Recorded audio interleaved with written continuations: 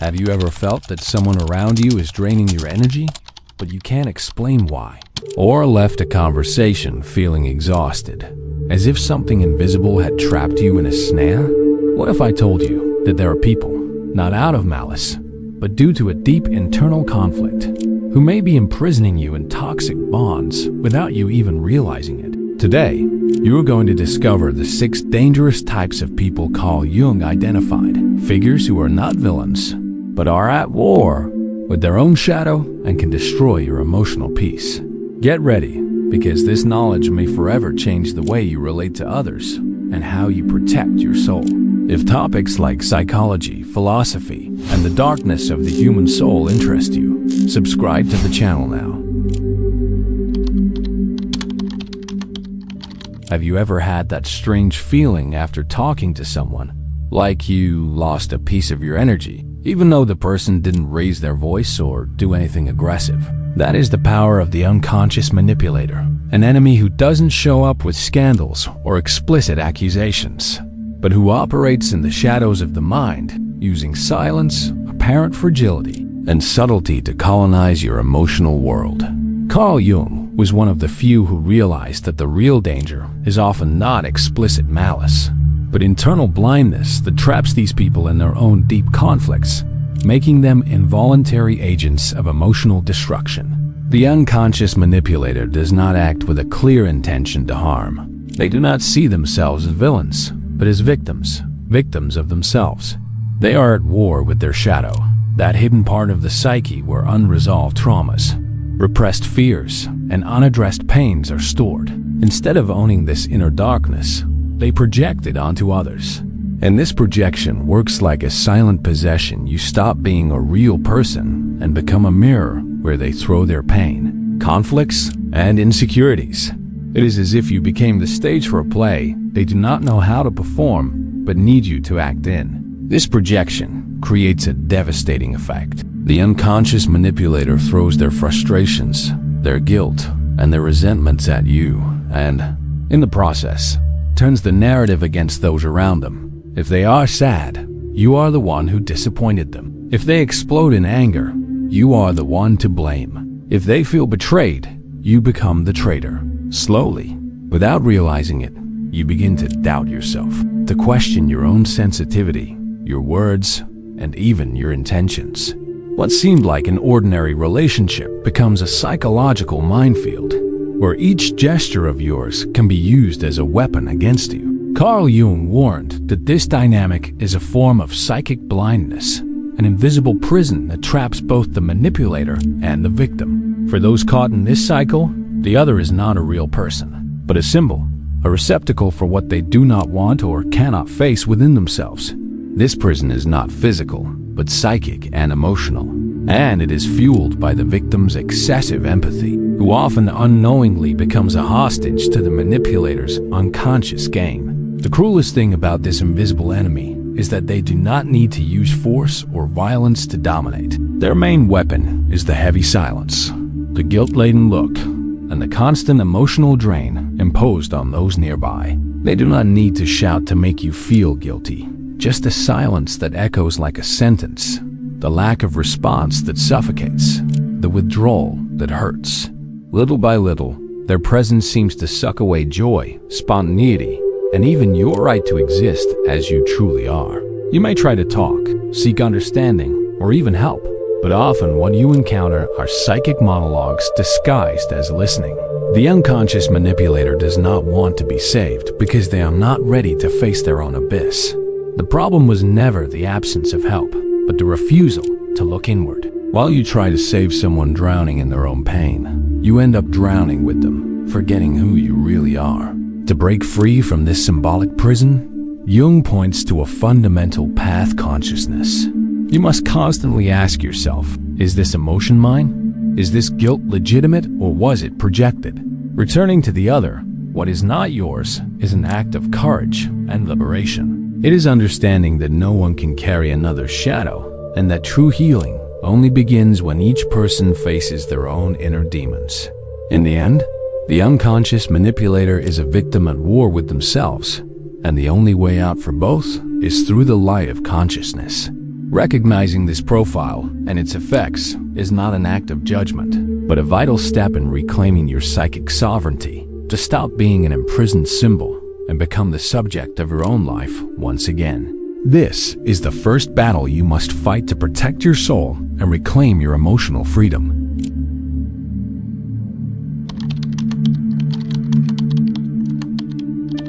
Have you ever met someone who seems to have everything under control? Someone always elegant, courteous, balanced, who knows exactly what to say, when to say it, and how to behave. This person may seem like the perfect example of stability and social success, but behind that impeccable smile and flawless posture hides a psychic theater much larger than anyone imagines. Jung called this mask the persona, the social face we construct to be accepted, admired, and recognized, but which often has nothing to do with who we really are inside. The persona is, in its essence, a necessary mask. It helps mediate social relationships, fulfill roles, and function in different environments and contexts. We all use a persona to some degree, as social coexistence requires a certain level of adaptation. The problem arises when the persona sticks to the face, when the mask ceases to be an instrument and becomes the identity. At that moment, the person stops being authentic and becomes a character, someone functional but disconnected from their own soul. This disconnection is dangerous not only for the one living it, but also for those around them. The person trapped in the impeccable persona represses everything that is vulnerable, imperfect, spontaneous, human emotions that do not fit into the script of the character they have created, and they expect you to do the same. That is why living with someone like this is like entering a sterile room, too polished, where it is hard to breathe. Everything is clean, tidy, perfect, but it lacks life, it lacks soul. The bearer of the impeccable persona never admits weaknesses or mistakes. They expect constant performance, strength, stability. If you dare to show doubts, insecurities, or even pain, they withdraw, deflect, or punish you with a heavy silence, full of judgment. This constant pressure creates an invisible climate of emotional censorship, where you begin to measure your words, control your feelings, and edit who you truly are just to avoid confrontation and maintain the apparent harmony. Jung wrote that the persona is what a person is not, but what they and others believe they are. This social lie, when sustained for too long, becomes a prison, a golden cage where the soul is the true prisoner. And the worst part is that this prison not only traps the bearer of the persona, but demands that everyone around participate in the theater, that they collaborate to maintain the illusion. Living with someone like this means being constantly under invisible emotional surveillance. The person expects you to always be strong, always right, always up to the standard of the image they have created. Showing imperfection means being punished, rejected, or simply ignored. This dynamic creates a toxic dance where authenticity is sacrificed in the name of acceptance, and you begin to doubt yourself, your spontaneity, and your ability to be free. But the tragedy of the impeccable persona does not lie in the malice this person intends to do, but in the abyss they built within themselves to avoid facing what they truly feel. It is someone who traded authenticity for approval, who sacrificed their own soul to become admirable, and who demands that you sacrifice yours too to keep the show going. This person is not an enemy. They are a victim of their own mask. The only way out of this prison is the courage to remove the mask, both by them and by those around them. You are not obligated to support someone else's stage, nor to be a supporting character in a story where there is no space for truth. Your spontaneity, your flaws, and your feelings are legitimate and essential for the soul to breathe and live. And if that bothers those around you, maybe the problem was never you, but the farce that this impeccable persona built to hide themselves. Have you ever been around someone who, at first glance, seems calm, polite, balanced? The kind of person who never raises their voice, never loses composure, and always seems right about everything. Sometimes it is exactly these people who carry an invisible weight, a tension you cannot explain, an uncomfortable feeling that seems to come from nowhere. Jung called this hidden part the shadow, everything we repress, consider ugly, shameful, or unacceptable, but which insists on existing within us. The shadow does not disappear just because it is ignored. Quite the opposite, it ferments, grows in silence, builds pressure, and at some point, explodes. Those who carry a repressed shadow pretend to be light all the time, but live on the edge of collapse. This explosion can appear in the subtlest or most violent forms, such as disproportionate anger over a small detail, resentment held for years, or a heavy silence that freezes those nearby. This person may seem kind in public, but at home they may become cruel, demanding, intolerant. The repressed shadow lives in a state of constant internal surveillance, where it is not allowed to make mistakes, to feel, or to show weakness, neither to themselves nor to others. Any display of genuine emotion can be met with judgment, correction, or rejection. And this rigidity suffocates not only the one who lives inside that shadow, but also everyone who lives with them. Anger that is not accepted inside turns into obsessive control. Repressed envy becomes harsh moral judgment. Sadness that cannot be admitted turns into indifference or cynicism. This internal silent war makes this person an implacable judge, not only of others but also of themselves. Their apparent moral superiority is armor that protects a terrible inner chaos, because admitting the shadow would mean facing a truth too painful to bear. Jung taught us that the stronger the persona, the more brutal the shadow. This relationship is like a dangerous scale that can tip into collapse at any moment. When the shadow explodes, the person becomes unpredictable, a true emotional bomb, and those around them end up paying the price of this silent disaster. Living next to someone like this is like walking through a minefield, never knowing when the next explosion will happen. You may try to help, try to understand, try to keep the peace, but little by little you realize that you are taking on the role of emotional containment, a support for something that does not belong to you. The unrecognized and denied shadow is the other person's problem, not yours. You can be empathetic, but you cannot be the dumping ground for the anger, guilt, or frustration that this person does not know how to manage. The true danger of the repressed shadow lies in the demand that you also hide your pain, your mistakes, your desires. This person expects you to maintain the mask of perfection that they themselves cannot take off. Gradually, you become a prisoner of that expectation. You stop being authentic to fit into a bubble of forced perfection, where spontaneity and vulnerability are seen as intolerable weaknesses. Healing begins when you recognize this perverse dynamic and establish a sacred boundary. You are not responsible for someone else's shadow. You do not need to carry the weight of another's denial. Facing the shadow, your own and that of those around you, is an act of courage and freedom. Because true light is not born from the absence of shadow, but from the courage to see it, accept it, and integrate it.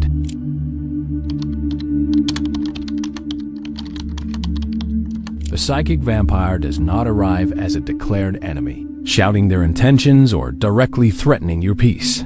They present themselves silently, almost imperceptibly, wrapping you in an invisible web of emotional dependency that consumes your energy drop by drop. It is someone who seems to need you, who begs for attention, who cries out for understanding, and you, moved by compassion, end up giving in. But what begins as an act of kindness can become your most silent prison. This kind of person does not instill fear, does not cause scandal. On the contrary, they create a symbiotic bond, a connection where the boundaries between me and you blur until they disappear. You begin to feel that you are caring for, helping, saving someone, but in truth, you are losing yourself in the process. The energy that once belonged to you begins to be drained to keep someone else standing, someone who, deep down, does not want to or cannot walk alone. Jung did not directly use the term psychic vampire, but he warned about symbiotic relationships, where two souls cease to be independent and one begins to dissolve within the other. This dissolution is gradual, invisible, almost imperceptible, but devastating. It is an exhaustion that is not physical. It is the fatigue of the soul, the wear of someone who forgets themselves to live the drama of another. The psychic vampire uses emotional dependency as their weapon. The more you give, the more they demand. The more you try to help, the more they seem to need. It is like watering a plant that never blooms, like trying to warm a body that is never satisfied. This insatiable hunger drains your patience, your strength, your emotional balance, until you find yourself exhausted, depleted, and disconnected from yourself. In addition, they master the cruel art of emotional inversion. They position themselves as the victim, fragile and dependent, while you are slowly turned into the insensitive villain, the selfish one who is not enough for their pain. They manipulate your emotions with subtlety, using your own compassion against you, making you doubt your affection, your desire to preserve yourself, your right to set boundaries. It is an almost invisible trap.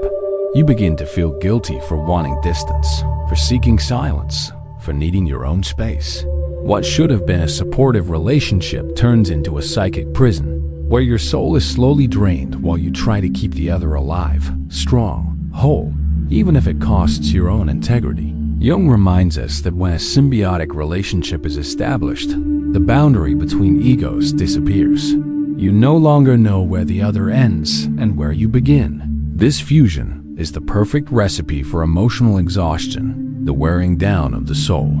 And when you try to break free, the psychic vampire reacts with emotional blackmail, playing the wounded, accusing you of abandonment, throwing guilt as if it were your responsibility to carry that pain. In the end, the only way out of this kind of relationship is the recovery of your psychic sovereignty, the sacred right to exist outside the pain of another, to preserve your light without asking for permission. True love does not charge your soul as a price. Any bond that demands your dissolution is not care. It is captivity. It is time to recognize this dynamic, to set boundaries, and to free yourself from this invisible bond that drains your energy in order to rediscover who you truly are.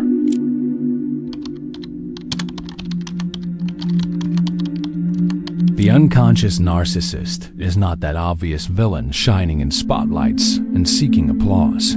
He operates in the shadows of the unconscious, building an empire of grandiosity that must be constantly fed.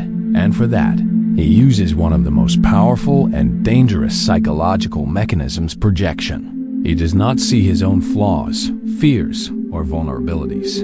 Instead, he throws them onto others, transforming them into someone else's defects, while he himself becomes the untouchable center of the universe. This projection serves a crucial purpose for the unconscious narcissist to keep his idealized self-image intact. The painful reality that lives inside him, insecurities, doubts, failures, is displaced onto those around him. That way, any criticism he cannot bear to hear, any shadow he fears to acknowledge, becomes a distorted mirror reflecting an enemy, an external culprit. You, unintentionally, can become that mirror. The danger of this dynamic is that it turns the relationship into an invisible trap where truth is constantly denied and manipulated. The unconscious narcissist does not seek dialogue or understanding, but rather confirmation of his grandiosity. If you dare to question him, you will be automatically labeled as toxic, a traitor, or an enemy, because you are threatening the house of cards he has built upon his projections. This constant projection creates a vicious cycle. The more the narcissist accuses and blames others, the more he feeds his sense of superiority, but also sinks deeper into emotional blindness. He does not see his own shadow because it is a mortal threat to his inflated identity. And the more he clings to that mask, the more he drives away those who could help him awaken, keeping himself imprisoned by his own illusion. But make no mistake, this grandiosity is an open wound, a desperate defense against the emptiness and fear of being insignificant. The unconscious narcissist is not a monster, but a being at war with himself, who uses others as a release valve for his internal chaos. This silent battle, however, comes at a high cost for those around him, who find themselves constantly blamed, diminished, and lost in the confusion of accusations.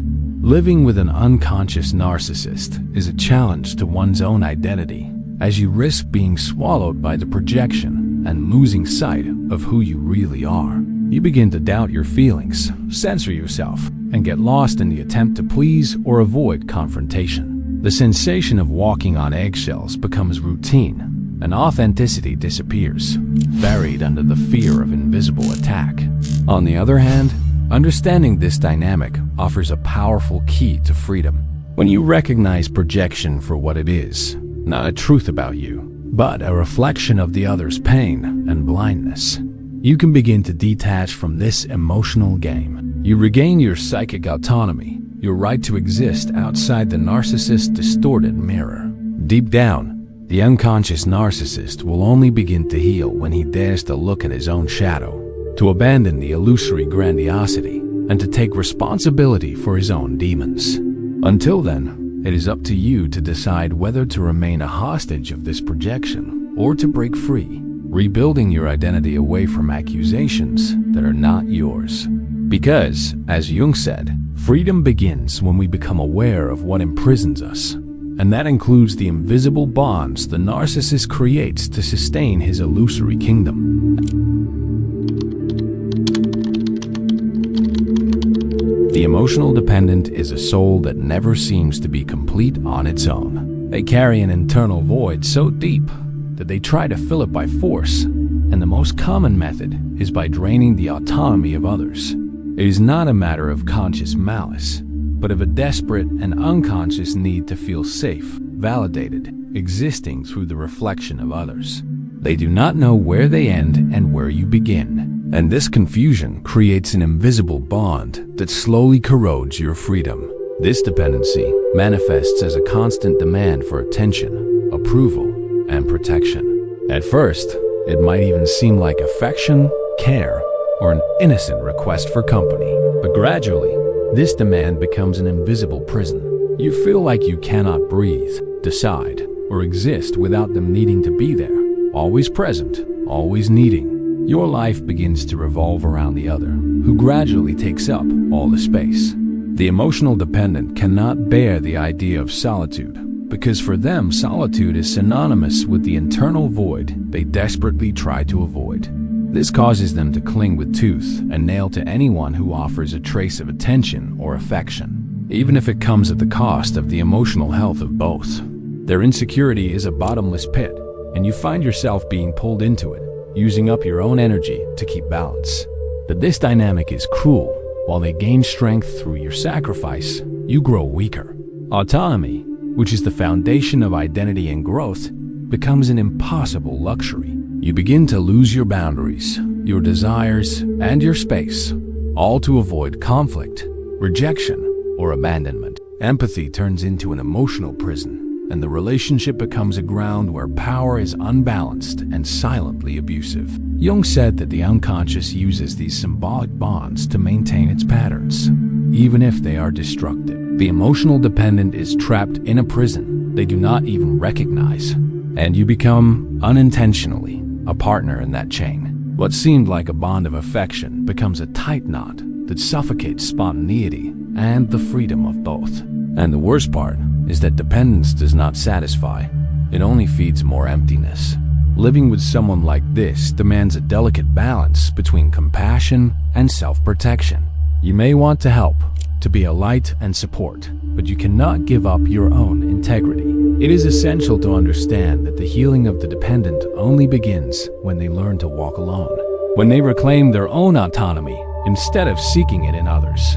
Until then, your boundary is the invisible line between caring and losing yourself. This kind of relationship is a constant invitation to self-awareness and courage.